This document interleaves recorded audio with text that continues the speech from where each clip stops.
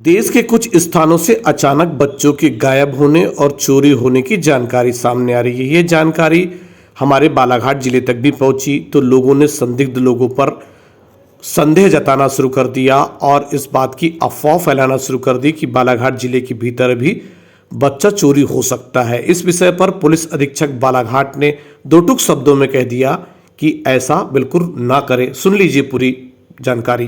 Sir, पहले लालबर्रा, फिर कटंगी और अब किरनापुर में ऐसी खबरें सामने आई कि बच्चा चोरी हुआ। एक में हेडमास्टर साहब के सील थे और थाने में अर्जी थी।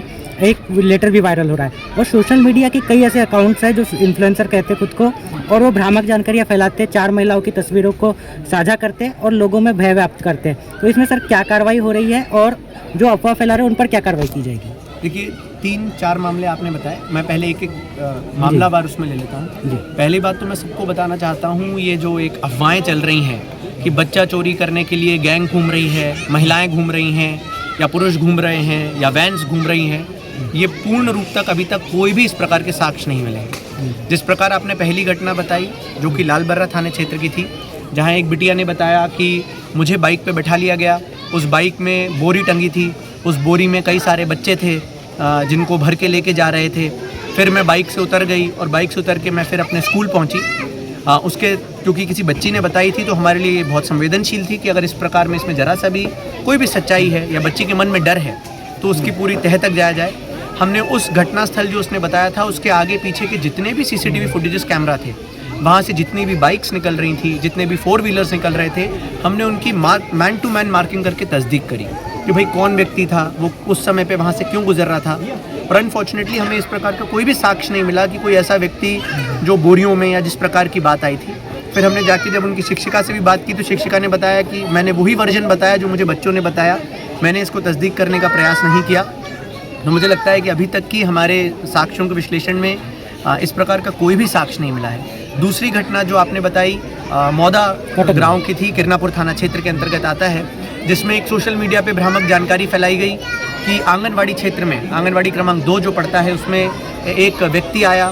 पहले बताया गया कि वो वैन से व्यक्ति आया था, वैन से उतर के आने के बाद उस व्यक्ति ने बताया कि मैं एक स्पेसिफिक बच्चे को लेके जाना चाहता हूँ, मैं उसका रिश्तेदार हूँ, पर अपनी रिश्तेदारी को नहीं बता पाया। उसमें सच बात ये है और हमने उसमें जो आंगनवाड़ी कार्यकर्ता हैं उनके वीडियो स्टेटमेंट्स भी हैं, कल हमने पब्लिक में भी रिलीज़ किए हैं। 15 जनवरी की ये घटना बताई जा रही है।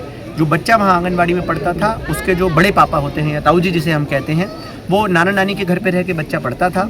ताऊ जी के यहाँ पर आए हुए थे। ताऊ जी जो थे, ये ज़रूर है कि उस दिन उनके ताऊ जी ने शराब का सेवन किया था और वो शराब के सेवन में नाना नानी के साथ जब भोजन के लिए बात हो रही थी तो बच्चे को लेने गए थे। परंतु इसका ये मतलब नहीं है, ना ही कोई वहाँ पर वैन मिली। वो खुद उसके ताऊ जी थे जो उसके नाना नानी हैं, उन्होंने खुद आके शिक्षिका को भी बताया, आंगनवाड़ी शिक्षिका को भी बताया, सहायिका को भी बताया कि हाँ ये इसी बच्चे के ताऊ जी हैं, ताया ताऊ जी हैं। ऑल्दो ये हो सकता है कि वो दारू का सेवन किए हुए थे, इस प्रकार से शिक्षिका को शक हुआ हो। मुझे लगता है कि ये भी दूसरी भी खबर झूठी निकली। इस प्रकार से आज सुबह एक सोशल मीडिया पे व्हाट्सएप पे लोगों ने जानकारी फैलाई कि कटंगी थाना क्षेत्र में एक व्यक्ति है जो बच्चों को अपहरण करके लेके जाने का प्रयास कर रहा है। जबकि जब हमने उसकी सत्यता की जांच करी तो वो व्यक्ति जो है वो अपने बालाघाट का ही रहने वाला है, फाइनेंस के उसमें काम करता है।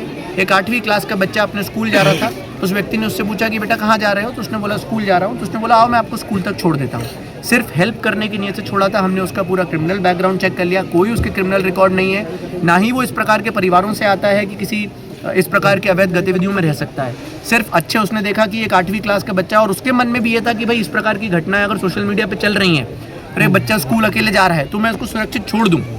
पर लोगों ने उसको व्हाट्सएप के माध्यम से इस प्रकार से फैलाया कि ये बाइक वाला व्यक्ति बच्चा उठाने के लिए यहाँ पर घूम रहा है, और वो व्यक्ति वहीं खड़ा रहा। जब कभी लोगों ने शोर मचाया तो उसने खड़ा होकर अपनी पूरी पहचान बताई, उसने अपना ID कार्ड बताया, उसने जिस फाइनेंस कंपनी में काम करता है वो बताया, उसने अपने मैनेजर का नंबर बताया। सभी को बुला के सरपंच के सामने, वहाँ सबके सामने जब तस्दीक की तो उस पर कोई भी घटना नहीं थी। और जब उसने स्टेटमेंट भी दिया, उसने बोला कि सर मुझे लगा कि 8वीं क्लास का एक बच्चा अगर अकेला जा रहा है और मैं भी सोशल मीडिया देख रहा हूँ जिस पर कुछ महिलाओं की फ़ोटो चल रही है, तो मैंने इसलिए पूछ लिया कि तुम अकेले कहाँ जा रहे हो, तो मैं स्कूल तक छोड़ दूँ। सिर्फ मदद करने की उससे था। पर मैं कहना चाहता हूँ कि ये इंदौर में, जोधपुर में, जयपुर में कई जगहों पर इस प्रकार की भ्रामक जानकारियाँ इंस्टाग्राम के हैंडल से, स्नैपचैट के हैंडल से, व्हाट्सएप पे मैसेज बना के लोग फैला रहे हैं।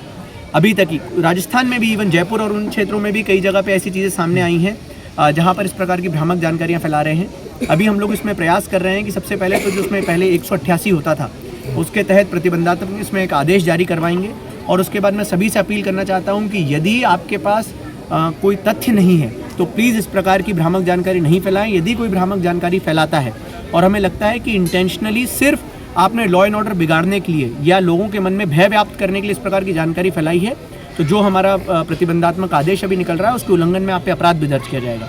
क्योंकि ना केवल सच्ची जानकारी शेयर करना परंतु किसी भ्रामक जानकारी को बिना वेरीफाई करे तो एटलीस्ट नहीं फैलाएं, क्योंकि लोगों के मन में ये भय हो गया है कि हम बच्चों को स्कूल नहीं भेजेंगे।